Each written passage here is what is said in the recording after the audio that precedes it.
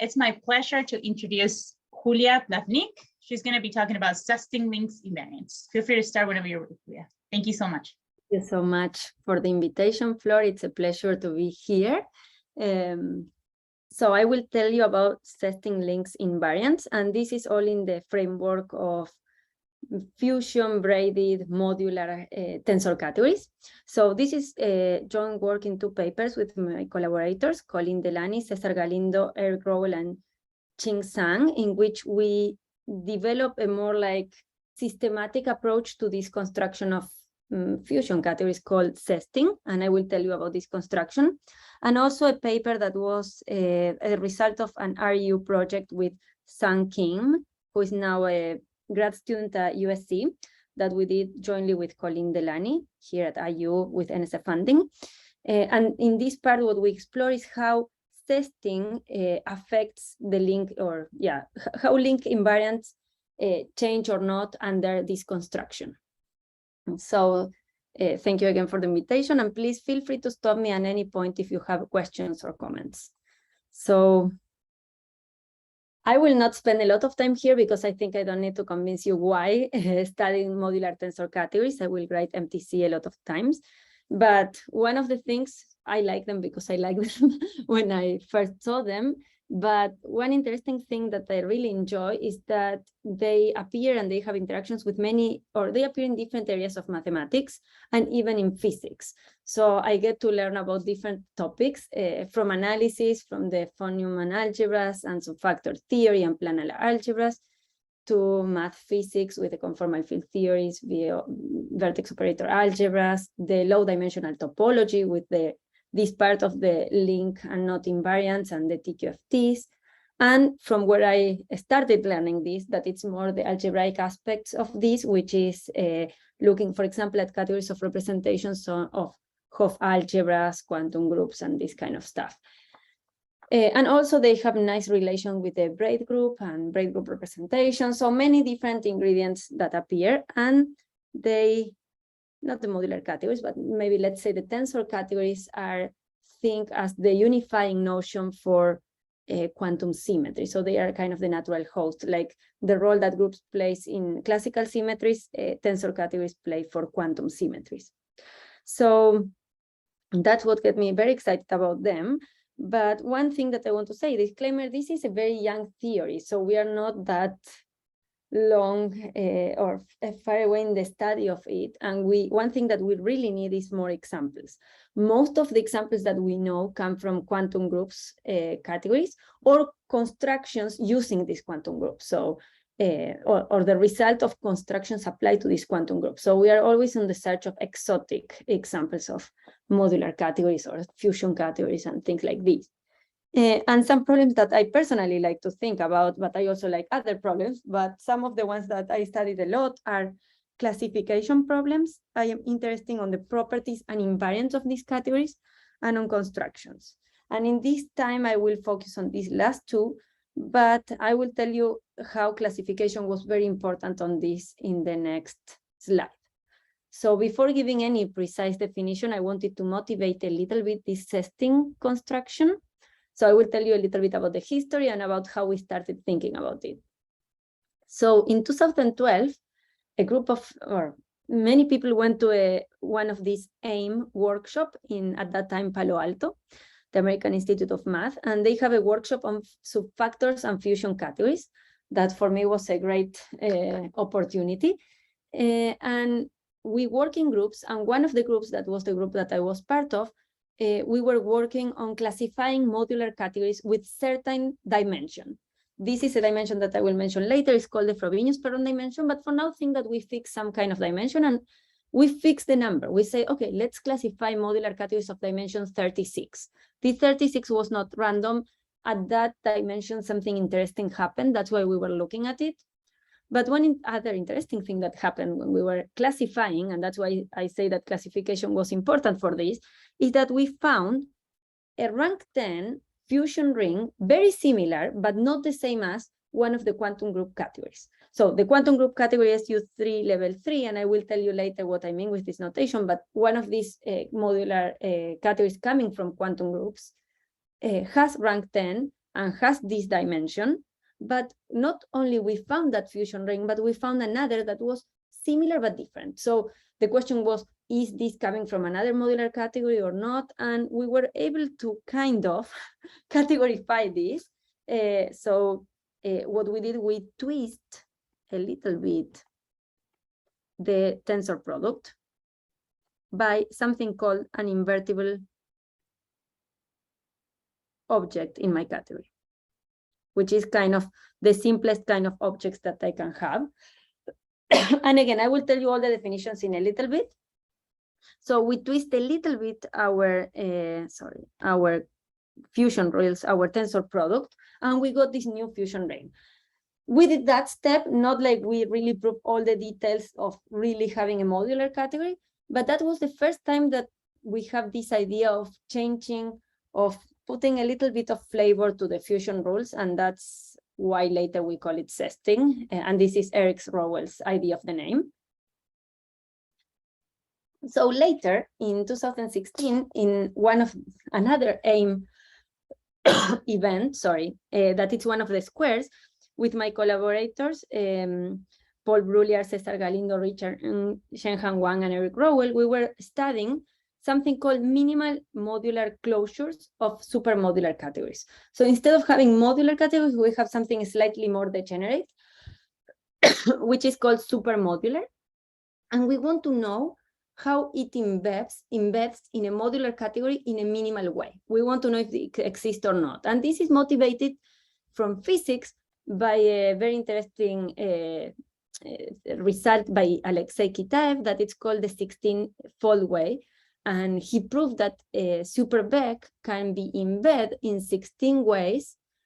So the category of supervector spaces, can be embedded in exactly 16 ways in modular categories of double of its dimension. And 8 of them were abelian theories, coming from groups and cohomology, and I can tell you a little bit later about this. And other 8 were coming from Ising type categories. So we wanted to know if this was only supervec or if it's more like supermodular in general. And there is work from many people, Davidov, Muger, Nikshik, and Ostricht, Kong, Lan, and Xiaogang Wen, and me and my collaborators, and more recently, Johnson Freid and David Reuter also, looking at this. So here they prove that if there exists one, there are exactly 16 of them, but the existence was proved in a little different setting by last year, or maybe in 2020 or 2021, by Theo and David Reuter. And what we proved in this paper was that for example, these are some class of supermodular categories. Again, coming from these quantum group categories, these are the even part of certain quantum group categories. And we know that we can embed it in this family or in this modular quantum group category, or in this one. And what we proved was that actually there is always 2 orbits under zesting. So if you give me 1 here, I can get 8 via zesting, or I can get 8 via zesting. And if you see, we get the 16 that they say that exist. If they have 1, they say that exist. And we know that they are different because zesting preserves certain invariants called the rank, the number of simple objects, and these 2 categories have different rank, for example. So we prove that we can really realize this using zesting, these 16 things, but we need 1 of them to start. So other thing in which zesting has been proven to be very useful is in the idea of categorification problems. 2 things that people think a lot is, okay, I have a fusion ring. I want to know if this fusion ring really comes from a fusion, a braided, a modular category. Or other thing that people do is, I have modular data, which I will define later, but it's basically 2 matrices, the S and the T matrices, satisfying a lot of properties. And they want to know if they really correspond to S and T matrices coming from a modular category. So in 2018, Grossman and Izumi, in a Banff workshop about, again, fusion categories and subfactors, they bring to us a very nice collection of modular data, families of modular data, and they didn't know if they came or not from from modular categories. And then let me say here that Parsa Bonderson, Eric Rowell, and Shenhan Wang were able to categorify some of these examples using zesting and using another construction that it's called gauging, which is like orbifold if you think of CFT. So they were able to categorify, which is something very useful. And then also Liu, Pal, Ku, and Ren in 2019 and 2020, they provide a lot of examples of fusion rings. Again, they didn't know if they really come from fusion categories or not. A lot of the time they have tests to say that they don't, but sometimes you have the family that pass all that test, but you don't really know if they come or not. And zesting has been useful to categorify some of these. So these are some of why I think it's interesting zesting, and actually how we start thinking about it. So maybe let me fix some notation. I know that you might be familiar with the definition. I will just repeat some things, and please stop me if you want more details, or also if I'm going too slow. A lot of the things could be said for different fields. I will fix the complex or characteristic zero algebraically closed. So I will say a modular tensor category, and I will abbreviate a lot of the time MTC, if I have all these structure and properties. So the first thing that I want is to have abelian. So I want to have direct sum, kernel, co-kernels, zero object, basically exact sequences. But I also want this to be C-linear. So the home spaces in my category need to be vector spaces over C, over the complex. I want monoidal, so I want this extra structure of the tensor product with an associative constraint. So I will have this isomorphism that change the parentheses. I want a unit object for this, and to say that it's a unit object, I need this natural transformation that this says that it's a left unit and a right unit. And this needs to satisfy the pentagon and triangle axioms, which I will not write, but basically here we have 5 ways to put parentheses on these 4 objects, and we say how they relate, and the same for the left and right unitor and the associativity constraint.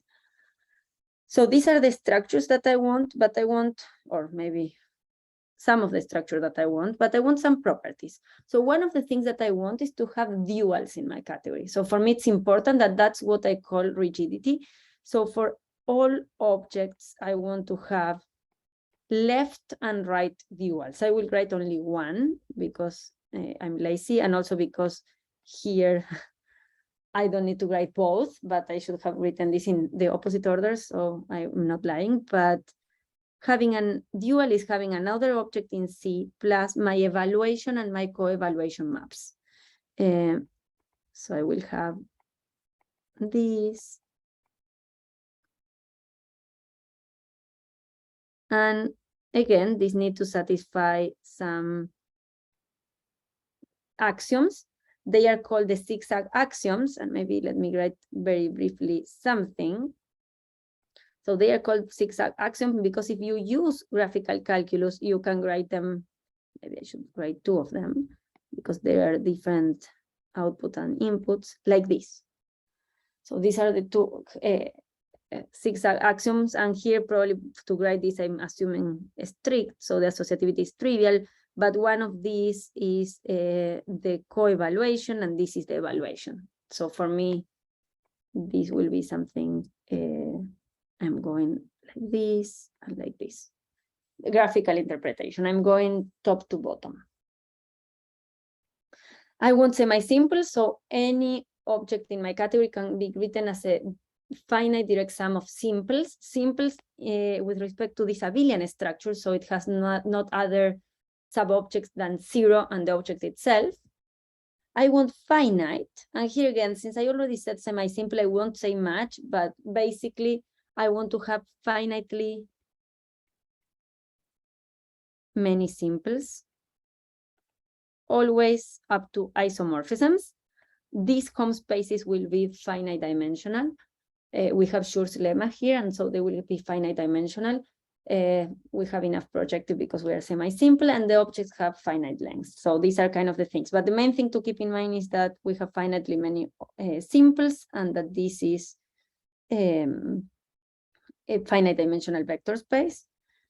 Then I will ask for more. So up to here, if I need to add one condition that I didn't say, I will also ask that this unit here is one of my simples. When I ask for all these up to here, what I ask is for a fusion category.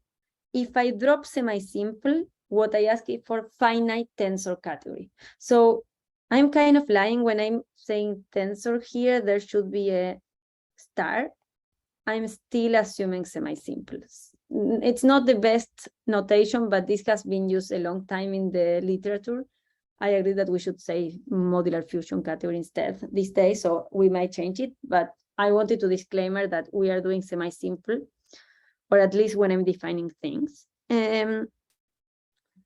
And then I will ask a little bit more because I want to get to modular. So I will ask for having a braiding. So I want to have commutativity of my tensor product, but not just at the level of the objects. I want this to be coherent. So I want my braid to behave nicely with the associativity here and with the tensor product. So these two axioms, the two hexagon axioms, you can think them as the braid equation, more or less, if you write them. This is basically telling you how, if here I put a tensor product, how can I express this in terms of the braiding associated to each of the objects, plus associativities. Now, ribbon. What I want here is to have the twists. So twists are families of natural isomorphisms between X and itself for every X, plus two conditions. So I will say a little bit. One of the conditions is that how this behaves with the tensor product. And this will not be a tensor map, but almost. It will differ by something that I will call the square of the braiding. Sorry, and I should write sigma. Sorry, sometimes I write sigma and sometimes C for the braiding. So what's the square of the braiding? Is doing the braiding twice. It's not the same braiding because it doesn't have the same input and output, but it's doing sigma xy followed by sigma yx, which is a map from x tensor y to x tensor y. So it makes sense to ask if it's the identity or not. And that's an important map that we will consider. Plus another condition, which is about duality and tells me that this map behaves well with duals. I will not say much about that, but that are the two things. But the important thing about having a ribbon structure that I will use later is that now in my category, I will be able to take traces of endomorphisms, of endomorphism maps. And that will be very useful because when I can take traces, I can get certain invariants, basically. So that's the importance of the ribbon. And non-degeneracy, it's basically exactly that my braid is non-degenerate. So being modular, so up to here, all this is a pre-modular category. Being modular is just another property, checking if my category is my pre-modular category is non-degenerate or not. And it's on the opposite side of having a symmetric category. In a symmetric category, the crossing doesn't matter. Here it matters a lot. So what I'm saying, and I will write it in this way, but there is another nice interpretation that I will say later, is that this subcategory, which is measuring how far your category is from being symmetric, so it's all the X in C, such that the square of the braiding with any other object is the identity. I want this to be, I will need to make this a little smaller, as small as possible. And what that means is that I will need this subcategory to be vector spaces. The only simple object that has this property, basically what I'm saying, is that it's vec. And that's non-degenerate. But there is another way to measuring this when you're in premodular, and I will say it in a little bit. So I will fix some notation, just in case I use it later. Irreducible of C for me is the set of isomorphism classes of simples. Another important unrelated notion is the rank, which is just the number of these. Remember, this is a finite category, so this number is always finite, and 1 is always here. other important set is just the collection of all invertible objects. What is invertible? It's kind of what you can imagine is that this object is invertible for the tensor product. But for being invertible with the tensor product, what you ask is that the dual tensor X gives you the identity. And actually the maps that will realize these are the co-evaluation and the evaluation maps. So basically I'm saying that maps are actually isomorphisms, not just maps. And I will tell you something in a little bit about how to recognize invertible objects, but we could consider just invertible objects up to isomorphisms as usual, and that give you a group. The class of isomorphism isomorphism classes of invertibles give you a group under the tensor product with unit given by the class of the unit by 1. And the inverses will be the duals. So one important invariant of fusion categories, and all this that I'm saying here is for fusion categories, I don't need modular, are the fusion rules. So what I can do is I can take two objects, in particular two simples. I will take simples here, but it's not needed. You can also do it with non-simples. You take the tensor product of two objects. Since this category, it's monoidal, this is a new object, but my category is semi-simple. So now I can decompose it as a sum of simples. So these are simples here.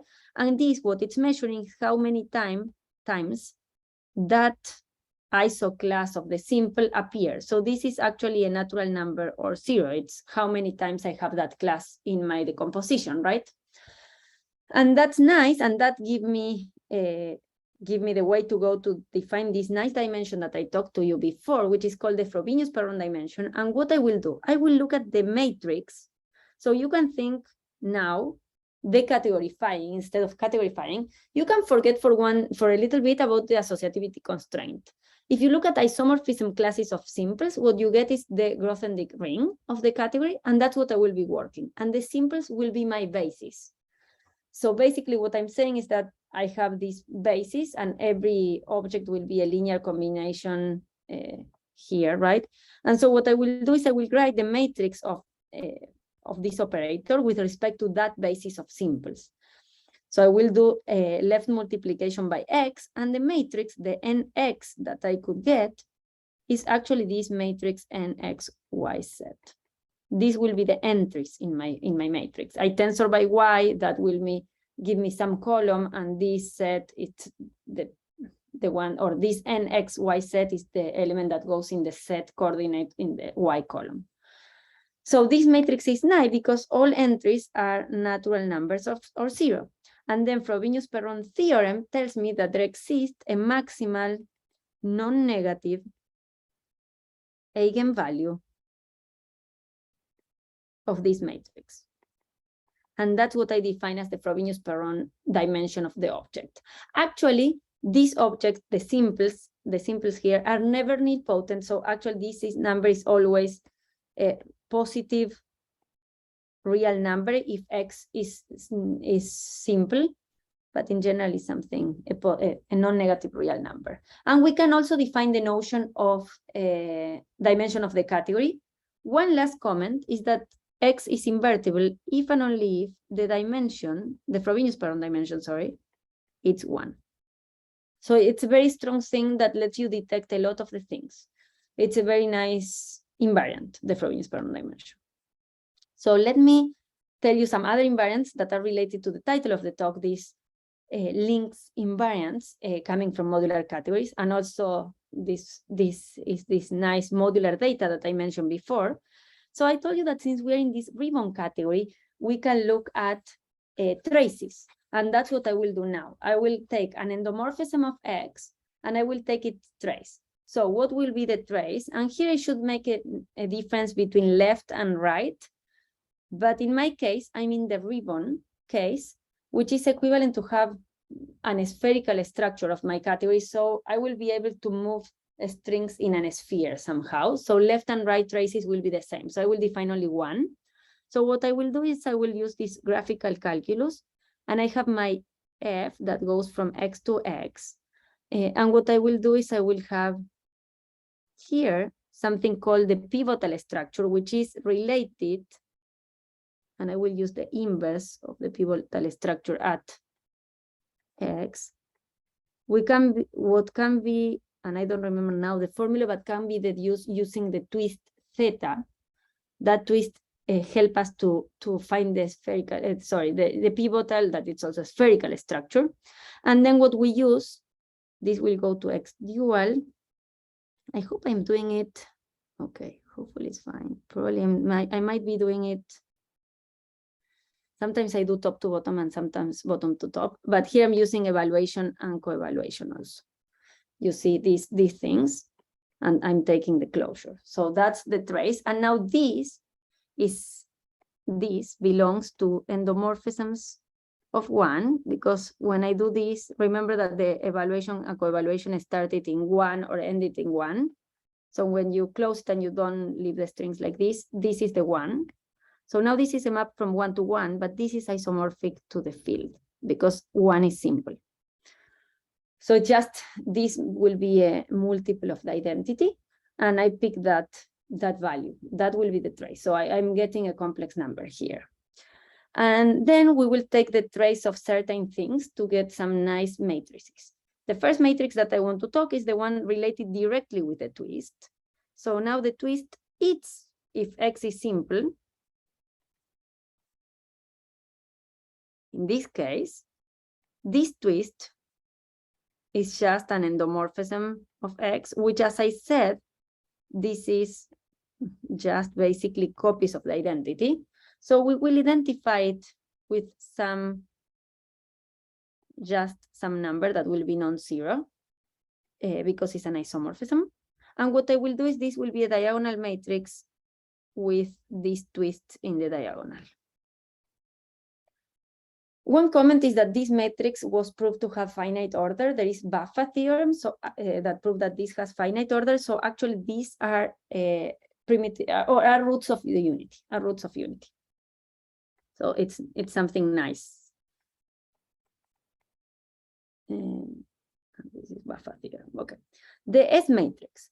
The S matrix is now trying to measure again the non-degeneracy of your braid. So what I will do is I will do my favorite morphism that now I will write it better, that it's this square of the braiding. Now this square of the braiding, basically, it's a map from X. I'm taking the Y dual just because that's the convention to put the Y here, but Y dual is again simple if Y is simple, so it doesn't matter that much. So this is a map from X tensor Y dual to X tensor Y dual, and I will take the trace of this, and this will give me a matrix. This matrix, first of all, could be understood as the link invariant associated, as a link invariant associated to this. And which link invariant? What I will do is I'm doing the square of the braiding. So this will be my braiding for me. And you are picking some crossing, right? And then I will do again this. And now I'm closing. In principle, I need to close both to the same side, but since this is spherical, I can also do this. And this is the Hoff link. Not a very beautiful because I did very, like, this should be more like this, right? These two circles, but that cross. So this is the Hoff link, and this is called the dimension of the category. It doesn't matter, it's just a number here. We can write this also as a link invariant. I could write the formula, but one nice thing about S is that C is modular. So here, maybe let's see premodular to start with, because I did want to have the twist, the braid, and all the things. So if I have a premodular category and I want to know if it's modular, you can measure it using the S matrix. C is non-degenerate if and only if S is non-degenerate. So S is invertible. And here, moreover, S and T, this pair, will satisfy certain nice relation, and they give rise to a projective representation of SL2 set of the modular group. And actually, the kernel is also very well behaved. It's a congruent subgroup. So this modular data, it's very strong and give us a lot of information, number theoretical information that it's very useful for classification. And actually, a lot of the efforts for classifying were looking at modular data and the S&T possible matrices, and also to understand representations of SL2 set, because there is one associated to this category. So that's the other strategy to classify lately that has been useful. So let me give you some examples of, or at least ideas of modular categories, and then I will go into the construction. So pointed modular categories. This is the ones that I was saying abelian theories, because physicists sometimes call them like this. Pointed means that all the simple objects are invertible. So in this case, this reducible of C is the same as the group of invertibles. This is what I'm assuming to say pointed. And what it can, so all the simples have dimension 1, Frobenius per dimension 1. And these always come from groups and from a non-degenerate quadratic form. So these categories always look as Beck GQ, and these are finite dimensional G-graded vector spaces. This Q here is a non-degenerate quadratic form that it's associated to some abelian cohomology, and that gives rise to the braid and to the associativity. So there is like a 3 abelian cocycle associated to this quadratic form, and when it's non-degenerate, this quadratic form, the category is non-degenerate. Otherwise, if you erase this, your category, instead of being modular, will be braided. So that's one way to create examples. Other one also coming from finite groups, and now I will lighten a little bit this. Instead of asking for a quadratic form, I will look at a regular cocycle, not this abelian non-degenerate cocycle. And what I will do is I will consider a Hopf algebra that it's associated to this, that it's called the double of the group. This Hopf algebra, what it does is it considers the group algebra and the dual of the group algebra. The dual of the group algebra is the algebra of functions of the group. And then it gives some Hopf algebra structure. And moreover, you can deform this using this omega and take the representations of this. This is always non-degenerate. It's always braided and it's always non-degenerate. And actually can be understood as another more general construction that is called the Drinfeld center, that it's a construction of monoidal categories that give rise to a braided category. And in this case, this is the Drinfeld center of Beck G. And here we'll use omega, because when you don't even ask for a braid and you look at this same category, this omega, this 3 cocycle, what it's doing is giving you the associativity constraint. Here, this is encoding both the associativity and the braid. That's why I need this abelian cocycle. So this is another machine to find like families of categories. But now let me tell you some examples. So if I have a modular category of rank 2, or one example of a modular category of rank 2 is this called Fibonacci category. Rank 2 means only 2 simples. One is the unit, so I don't need to tell you anything about that fusion rules, but I need to tell you what happened when I tensor this other object with itself. And in this case, it will be like this. This is very nice. The dimension is the golden radio. So that's why in part appear this fib. But also, if you keep doing powers of tau, the fusion coefficients that will appear here in the powers will be Fibonacci numbers. So this is a nice category. Other famous category is the one that I was telling you about, the modular closures of Superbeck. One were pointed and the other were Ising type. So Ising type means that I have 2 invertibles. So FP dimension of C will be 1, and FP dimension of C of this will be something different. So one thing to notice is that this dimension I told you could be a real number, and you see that it's not an integer in principle, right? It doesn't need, in this case it was.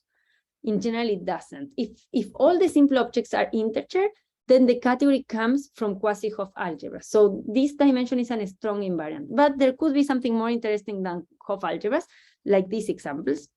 So in this case, I will have one object of dimension square root of 2, one object of dimension 1, and the unit that has dimension 1.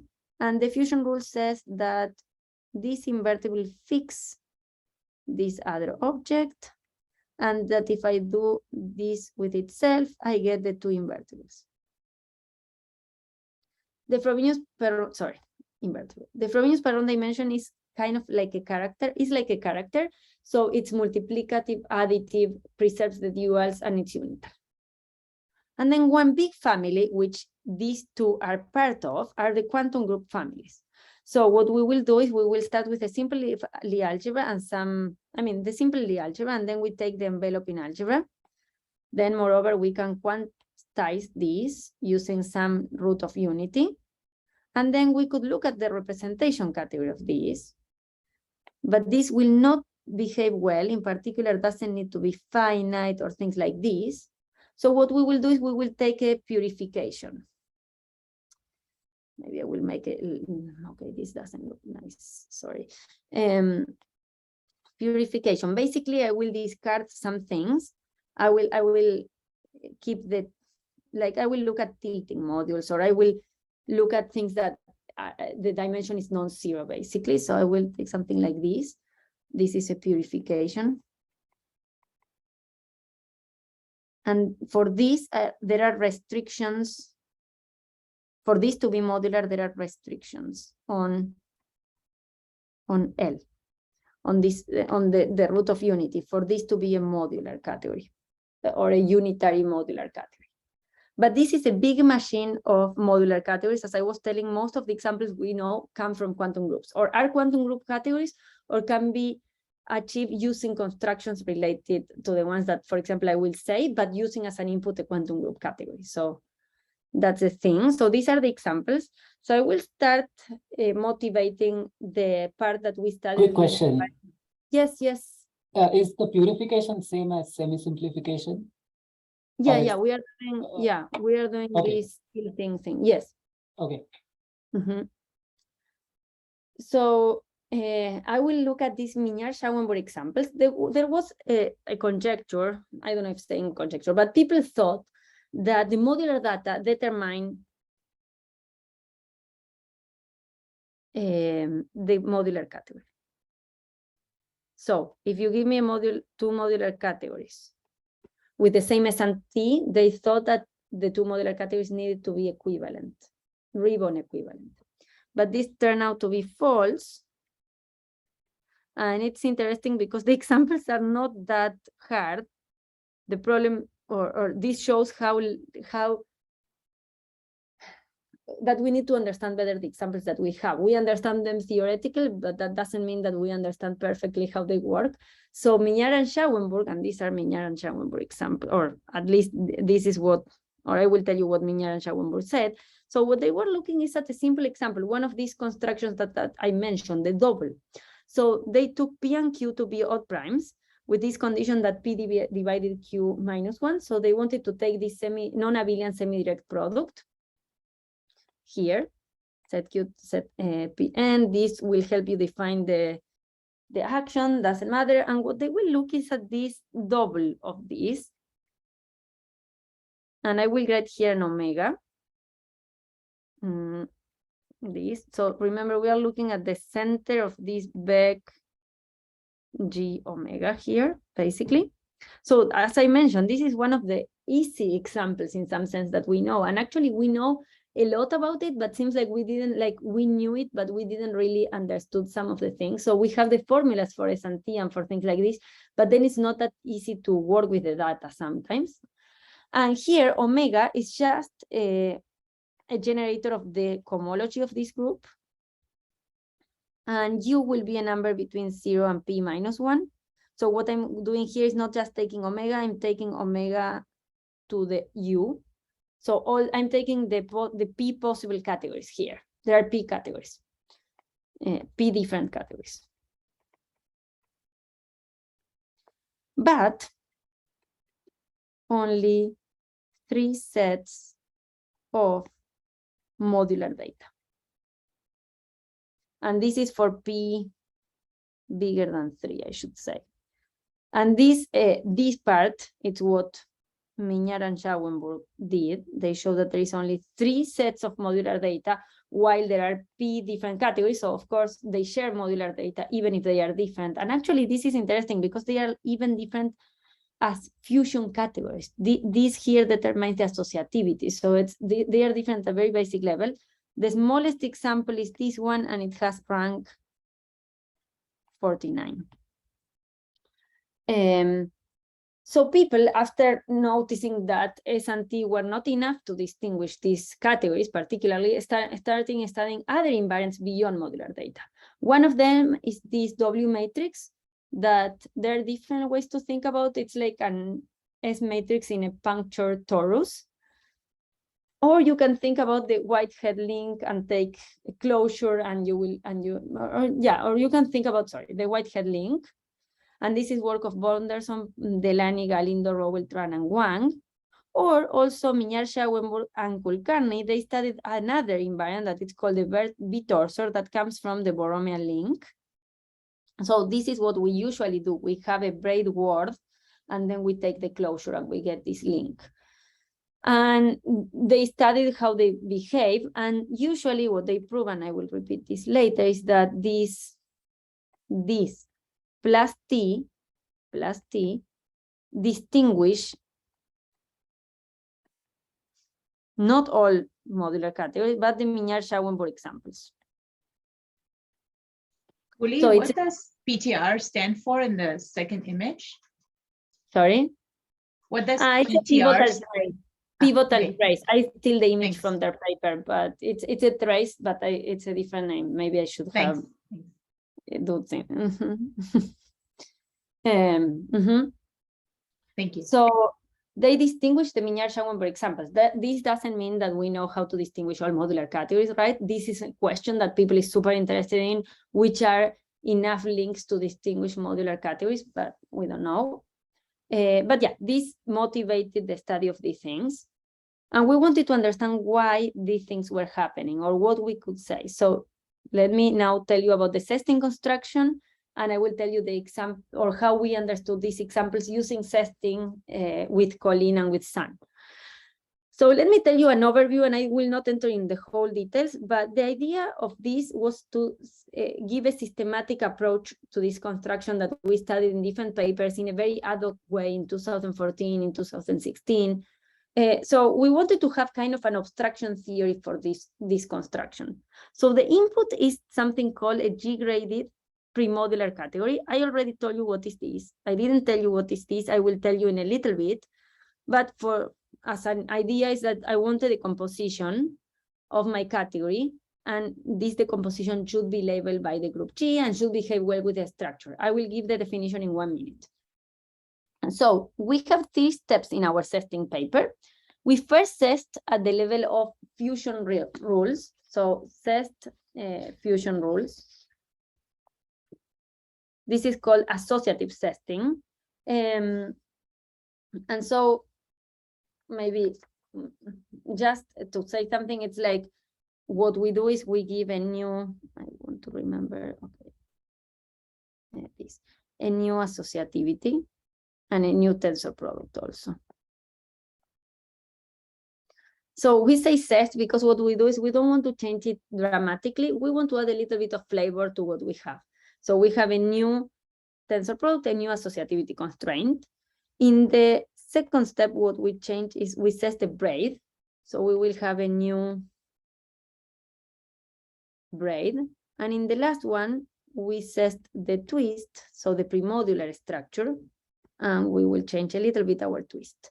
Again, this is not changes that are very hard. So one of the big things about Zesting is that it's very easy to compute, usually, examples, to get data. Because a lot of the other construction, in particular, for example, we studied with some other colleagues gauging, which is like orbifold. In fusion categories, it's very hard to apply, or in modular categories. Sometimes you get a new modular category, exists and has some properties, but computing really the fusion rules and the S and T matrix is hard. While in this construction is easy. That are the things, right? And the output will be a new premodular category. And sometimes, and this is not always true, but some under certain condition, if I start with modular, I will end with modular. This is not always true, but I will tell you one case where it is. So what it's a grading, it's just, as I was saying, the composition of my category, in which these CG are full abelian subcategories. And I want this to behave well with the structure, which is the tensor product. So if I have something a simple in CG and a simple in CH, I want this to be a simple or an object. The tensor product, I want to be an object in CGH. So one remark is that CE, the trivial component, is a fusion subcategory. And then Jelecky and Nikshik showed that any fusion category admits a graded, that it's, and maybe let me say extension here, or okay, a faithful, maybe let me say a faithful graded if all these are non-zero. So they show that there is always a universal grading group which faithfully grades C. And why is universal? Because any other group that faithfully grades C, it's a quotient of this group. So this is an interesting thing. And something else is that they describe the trivial component. It's called the adjoint category, and it's the category generated by the tensor product of X and X dual for every simple. But this group in general is not obvious how to compute, but when we're in this MTC setting, maybe let me put more color. When you're in the MTC, this is very easy to compute. It's isomorphic to my nice group of invertibles. So a lot of what I will say is for this universal group in this talk. So let me tell you about associative zesting. I will do it in a less general context. I will start with a graded braided fusion category, and here I should say faithful. Sorry, one question. So is the G abelian? Yes. Is G abelian? So in general, no. In general, no. But if I start with braided, the group is abelian.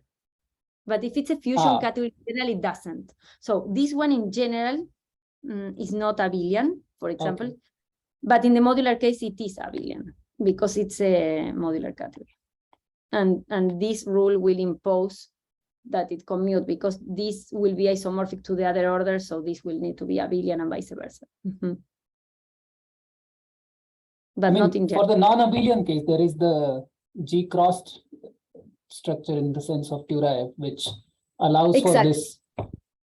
Anyway, exactly. So yeah, and we are working actually on something related to that with zesting. Yes, G-cross braided categories. Yes, exactly. So what it's to do associative zesting? I start with this faithful graded braided fusion category. Again, I'm starting with braided to make life easier, and I want to modify in an easy way the fusion rules. So I need to tell you the new tensor product. It will be the old tensor product, but I will twist it. I will change it a little bit by an invertible. So the only thing that I'm doing here is tensor by an invertible, but it's not an invertible anywhere. It will be an invertible in the trivially graded category or subcategory. In the trivial component of the grading. So yeah, this is one of the things that I want. I don't know if I want to say anything else. One thing that I want to say is I will ask or assume that lambda, if one of these lives in the trivial component, this or this, so this or this, I will assume that this is the identity. I don't want to change things if one of the things is in the trivial component. That's what I wanted to say. So I need to define this new associativity. So for simplicity, I will assume that my category that I start with is strict, and the same for L and R. So the associativity will be strict so I can do graphical calculus easier. I want to define this kind of map. Here, I will avoid the tensor product in the original category for notation, otherwise it will be very heavy, and I will go from top to bottom. So what I will do is, in this first, I will not do anything. I will go from here to here. So what I want to do is I will use the braid that I told you I had. And the other thing that I will do, okay, hopefully it's this will be, I will write A, B, C. It will be a map. So I will get a map from lambda AB tensor, lambda AB, comma C to lambda B, C, lambda ABC. So this, I don't want to write it again, but this is giving me a 2 cocycle. So this map that usually we call lambda, but we are trying to change this name. So usually I call this also lambda, but we will call it new ABC here. This will be a 2 cocycle condition, basically. This will be giving me a 2 cocycle condition here, this equation here. This think that this is an isomorphism. So I'm saying that this tensor this is equal to this tensor this. It's isomorphic. And it will be, because of this condition here, it will be a normalized 2 cocycle. So normalized. So this is the new associativity, and we had to prove that this associativity satisfies the pentagon. So what is the pentagon? The pentagon gives you this equation. This equation only depending on the new, because the other piece is given by the old pentagon that you know that your original category satisfies. So actually this gives rise to an obstruction. This category admits testing if this thing here, which is something in H4, vanish. And then we repeat, I know that I'm getting low on time, so I will go faster. We repeat these ideas for braided and for ribbon. So let me just say some advantages of Zesting. This rank and the Frobenius dimension of objects and the category are fixed. The grading is always also fixed in the sense that if you started with a category and you want to look at this still will be in the same component because you only tensor by something that was in the trivial component, the lambda, and this was normalized. Be normalized. So that's why it doesn't change because this thing is normalized. Then we found that it's not always possible. We have homological construction. We can say how associative testing works. It forms a torsor over H Harper 3. And this is not very surprising because it's a particular case of a bigger theory that it's called extension theory, developed by Plavnik and Ostrich. Why we care about this particular case? Because it's much better computationally. Their construction is very hard to use for examples. Our gives you a tons of examples and properties, and you can say a lot about the category. So just because of time, I will skip the braiding setting and the ribbon setting. Trust me that it's okay. We are doing minor changes only. Sorry for this. I just want to say that the Muger Center can change a lot. You could go from something symmetric to something modular, so the opposite extremes. But if you are doing, if you start with a modular category, and then you are doing a testing using the universal grading group, not any group, and one extra condition doesn't matter, that it's not that crazy, then your testing, which is this result of doing all these changes that I didn't tell you all, I only told you about this lambda and the new, but this is the braid and this is the ribbon, is again a modular category. It's not the only case, but this is one case and it's the case that we care. Then we have explicit formulas, and this is in the first papers for S of the new category and T of the new categories, in terms of the modular data of the original category and the lambda new T and F. So we have in terms of the testing data and the S and T and the S and T of the original category. That this is the testing data. And moreover, if C is a premodular category, there is always, if it's a braided category, you can associate to your category braid group representations. One question that we usually look is how this braid group representation changes under constructions, and in particular if the image of the braid group representation changes a lot or not. Moreover, if it will be still finite or not, things like this, because this is related to questions in quantum information, for example. And being finite is related to this property F, we could prove that this satisfies property F if and only if the zested category also satisfies property F. So property F and the braid group image actually is not changed a lot. It's changed by an scalar under zesting. So I just want to say the theorem that we proved with Colin and with Kim, with Sang. We wanted to see what happened with the other links invariant, because we knew what happened with the S&T, but the S&T doesn't distinguish the Minier-Schauenburg category. So what happened with the others? So this is a braid or a link coming from the braid word. Here is a braid word.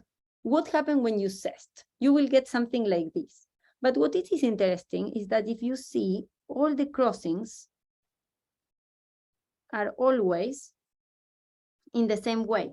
So basically, because here we can use isotopies, radar master 2 and 3, we can split them. In the old part, in the link associated to, so this link, you could like remove it or something like this. So you can have the old link. And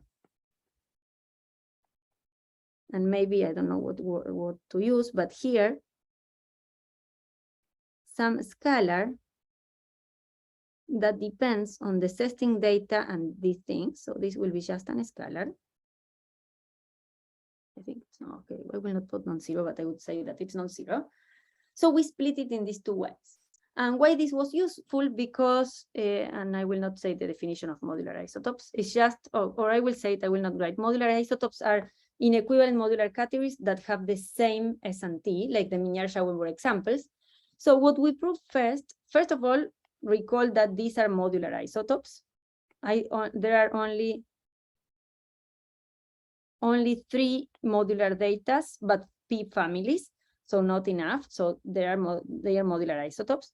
And what we prove is that all these categories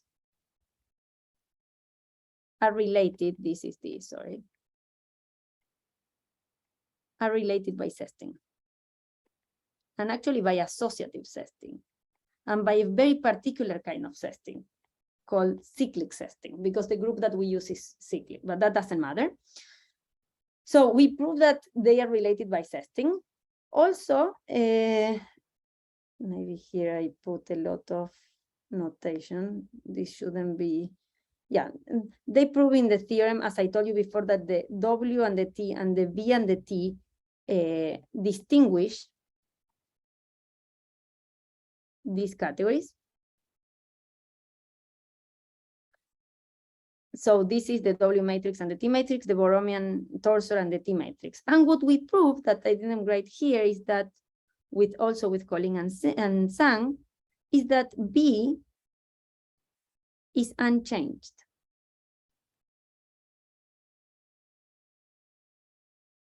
And that was enough for us to understand. So B is unchanged under zesting in this kind of categories, not in all, but in the ones called cyclic zesting. And that's why the V was good to distinguish, actually, the V was good to distinguish these modular isotopes. Of course, that doesn't mean that all modular isotopes, because we don't know if all modular isotopes come from cyclic zesting. Maybe here I will write cyclic zesting. But that helps us understand why this was a good invariant and why the S was not. Or this one, it's a little bit more subtle, but that's, we wanted to understand what was the difference between the invariants. And one of the answers was, okay, these are all zestings of each other's, and B is unchanged under zesting. So that helped us to distinguish them. So I will skip this and I will wait for questions and comments. Thank you so much, Julia. Let me stop the recording.